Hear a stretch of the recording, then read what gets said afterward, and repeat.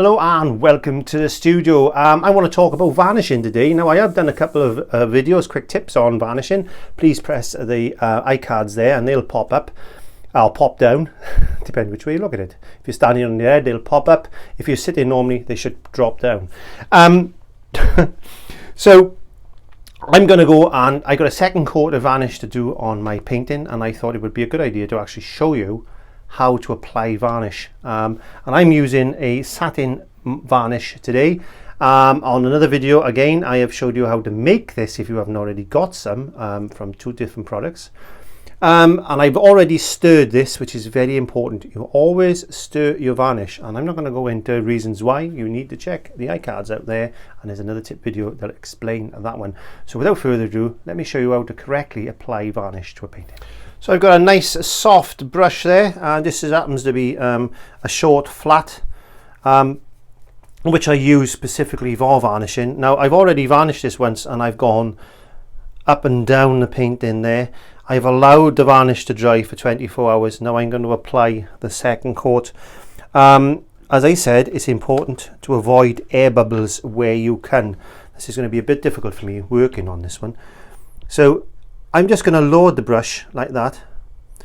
As you can see, just let the odd drip fall off, and then I'm going to start and I'm going to bring it down that way like this, trying to avoid as many air bubbles as I can. And then I'm just going to get some more varnish.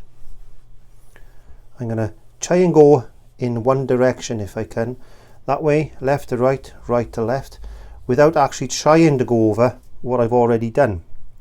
Because once that starts to get tacky, what you don't want to do is this. You don't want to go, you don't do that. That's not a good idea. One, it creates air bubbles, and two, it's going to, once that gets a bit tacky, it's going to start lifting rather than applying. So all you need to do is put a nice liberal application on. Try not to go over yourself like that. Try not to rework that line if you can help it. It's not as easy as it looks. And so yeah, I'm talking too much and I'm not concentrating enough. So notice I went that way the first time, and now I'm going that way. That way then, I'm not going to miss any bits. So if I varnished it this way, I might have missed a couple of pieces. So by going horizontal and vertical, then you were going to cover the whole entirety. That's got a bit thick there. I'm talking too much. That's going to cover the whole painting then. And what I will do then is I do 4 coats in normal. 4 coats normally, I should say. 4 coats normal. So I do one that way, one that way. I do another one that way, and then I do another one that way. So I'm going to continue with this, and the painting is coming alive. The painting is coming alive. It certainly is. Try not to rework what you've already done, as he does it. But try not to rework what you've done. I'm trying to keep those brush strokes nice and smoothly applied. Don't go back up there now and start doing that again, because it's already going tacky. It doesn't take long to get tacky, this stuff, but it does take a while to dry.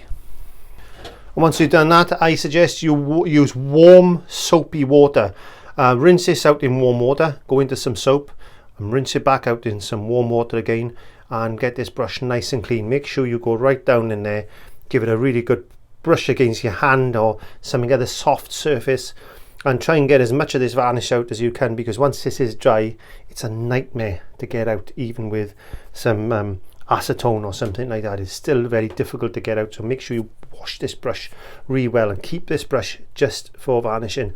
I don't varnish a lot of paintings. Now what you've got to remember is, what I would suggest you do is stand that painting up against the wall, and I'll show you that in another video, to allow that to dry, and then give it 24 hours, and then set it one side and give it another week, I would say, to make sure that it really hardens off. So you can recoat every 24 hours, but once you finish your last coat, then I would suggest you leave it for at least 2 weeks and let it cure, and that way then it should be okay. And that goes for matte and it goes for gloss. And as I said, in the iCards there's you can go in there. I'll show you how to make some semi matte or satin or eggshell as they call it in the UK. And that's it. Thank you very much for watching. Please press hashtag clive5art or type hashtag clive5art, hashtag clive5art. Getting tired. Type in hashtag clive5art in your YouTube search bar and all my videos will pop up.